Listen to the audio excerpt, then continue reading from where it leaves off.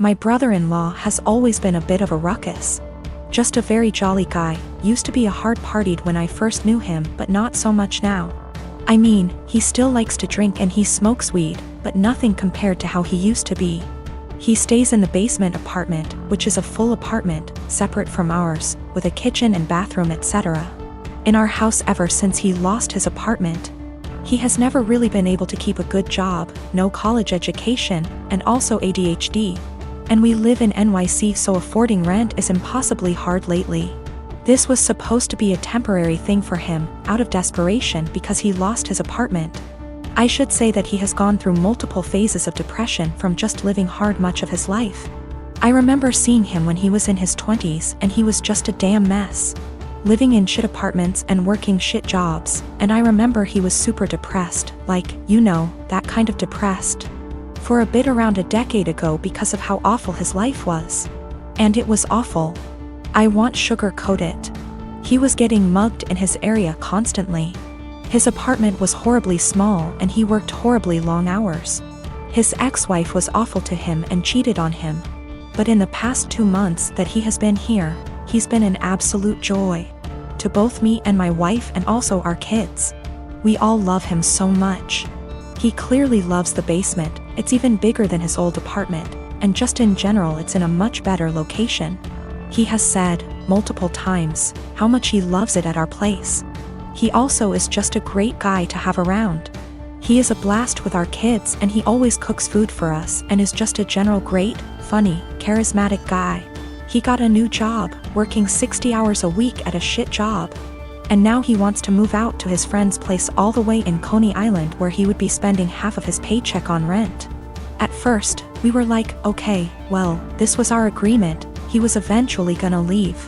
But then we kinda had a family meeting and realized, hey, we want him here. I don't even care if he pays nothing in rent, he's great to have around. Just to be clear though, we did tell him he would have to pay something a month, a number we haven't decided yet. When we told him this, he kind of thought it was a joke, but then he agreed. He was very happy about it, and we were too, and we were kind of thinking like, he's a member of our house now, you know? But then he changed his mind suddenly, and was saying how he doesn't want to be a freeloader and that he thinks we are just allowing him to stay because we feel bad for him. He really will not listen to us at all when we say that we actually want him to stay. Even our kids, teens, have tried getting him to stay and he just won't accept it. Every time we bring it up to him he sort of does this pity thing where he's like, come on, I know you think I'm a loser. I'm not gonna mooch off of you guys or something along those lines. It's been around 2 weeks, and he just kind of feels bad about it. It is absolutely a pride thing for him.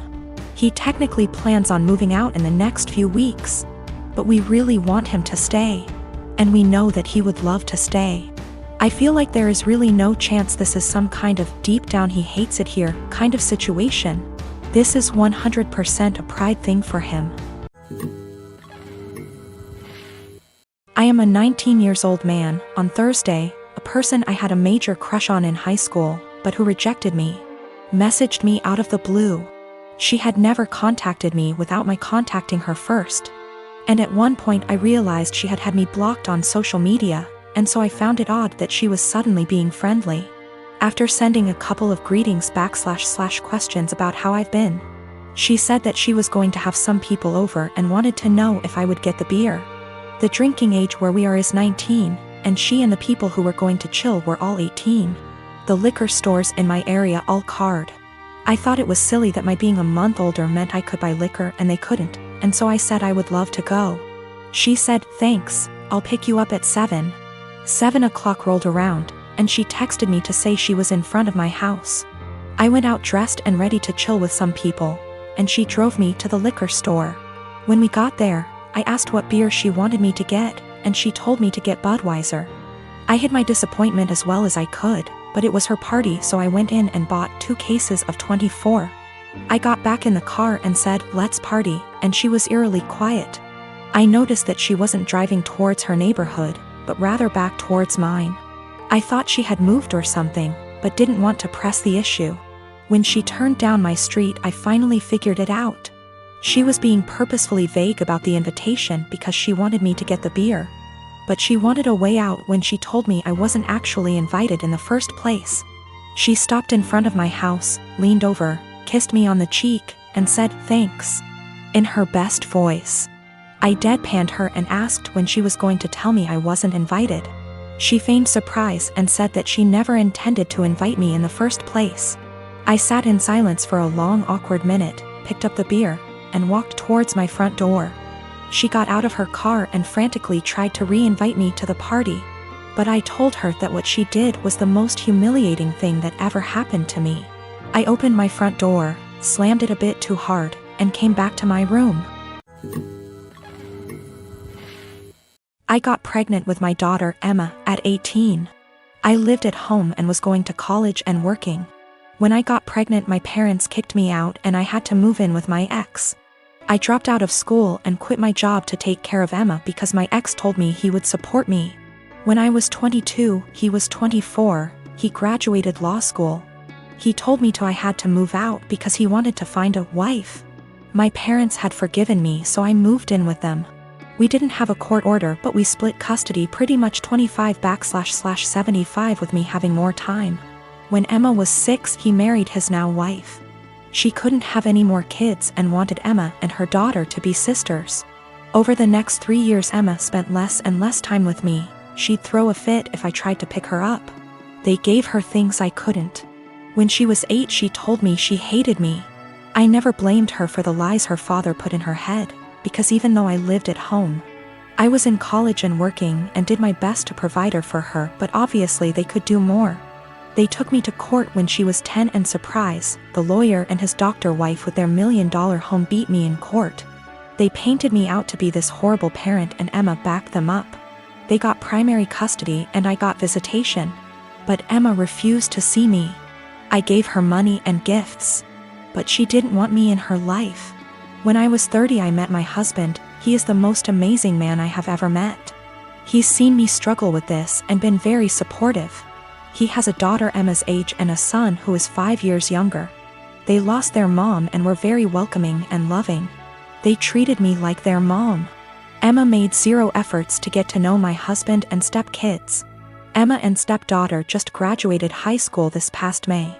And my parents also recently passed and gave me their estate since I am an only child. I have decided to pay for my stepdaughter's entire college tuition and buy her a car, pay for an apartment. Emma contacted me a week ago and told me she missed me and wanted to see me. This shocked me, seeing as we haven't talked in a year. We met up and she told me she heard my parents died and asked if she could have some money to pay for college.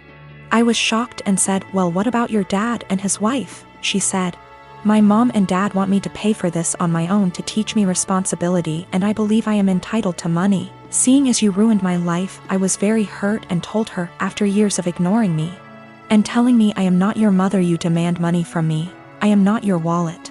My husband is telling me what I did was right, but my ex is telling me I'm a piece of shit and I owe this to her." My stepdaughter feels bad and offered her college money because my daughter and her friends have been harassing her. I said, "Absolutely not, that is your money." My mom left my dad when I was 17, I'm 29 now, and had a new boyfriend literally straight away. We all suspected that she was cheating with this dude beforehand, but there was never any proof, and she even to this day refuses to admit it. She had 2 more kids with this guy. When my mom and dad broke up, I moved out to live with my dad, who had moved back in with his parents.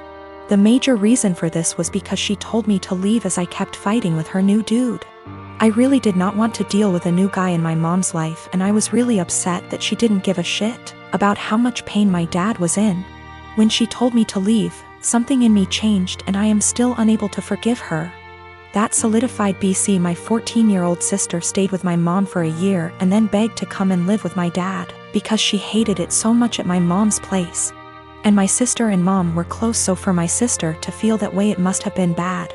Since I was 18, my grandparents kept pushing me to start a business. BC. I liked to tinker and had built a few specialized tools for a niche construction industry that my dad was in, and they saw potential in me. They gave me a lot of money as an investment. Actually, their mortgage, their house, that's much they believed in me, and basically, I majorly lucked out and managed to land some national contracts at 24 that turned into more than a few millions of dollars over a few months when the business boomed. The profit trajectory has risen since then, and basically, I'm living a life I never thought would be for a schmuck like me. I moved my dad, sister, and grandparents out to the East Coast a couple years back, and we've started a new life. I am surrounded by people who see and saw the best in me, and I'm grateful so much. BC, I was seriously messed up after my mom blew our family apart. For the last couple years or so, my mom has been on my case to reunite with her. She is getting increasingly more insistent that I go visit her and her boyfriend and kids, and keeps trying to guilt trip me, because my sister has a much more privileged life now and my younger two half-siblings don't. She keeps telling me that even if I don't forgive her, I should look out for the kids as they're innocent in all this. She made her bed and she can lay in it, but the guilt eats me alive sometimes. I just can't forgive her though.